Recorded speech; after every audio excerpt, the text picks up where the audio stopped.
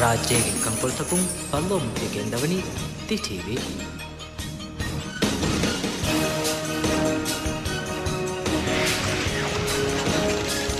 මේ තිටීවෙන් පවතුම් ගෙනස්ති ප්‍රෝග්‍රාමේ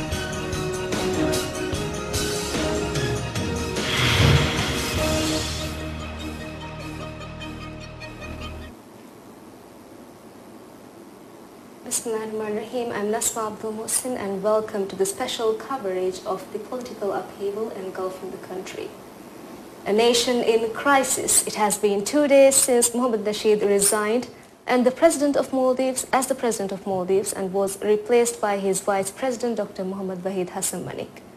Just 24 hours into his resignation, Maldives erupted in chaos yet again when after an MDP Congress, the party decided to take to the streets in protest of the appointment of Dr. Wahid as president, claiming that Nasheed's resignation was forced. Conflicting reports have been surfacing in the international media and local media as well regarding the legality of the government. Some reports quote the former president and his allies declaring that President Nasheed is a victim of a coup. Now the criminal court has issued arrest warrants for former President Mohamed Nasheed and Taulat Ibrahim Khalifan, who served as his defense minister. We have with us tonight Mohamed Nasheed, former legal reform minister and South Kurdifushi MP. He was actively involved in forming laws and constitution of Maldives. Welcome, Nasheed. Thank you very much for this opportunity. Many, including international and local media and the public alike, agree that the actions of the police in trying to disperse yesterday's MDP protests were brutal and unlawful. Others justify that as these actions were carried out by police who had no leadership, as there was no home minister or defense minister at that time, can be justified. And at the press conference held earlier today, the newly appointed home minister and the defense minister said that although they are now in those portfolios, they cannot be held accountable for the actions that were conducted when they were not appointed. What do you say about this, sir? I think there are several factors to be considered here and the whole issue to be contextualized. I'm someone who wouldn't condone police brutality under any circumstance, and I'm not going to do that even tonight in respect of yesterday.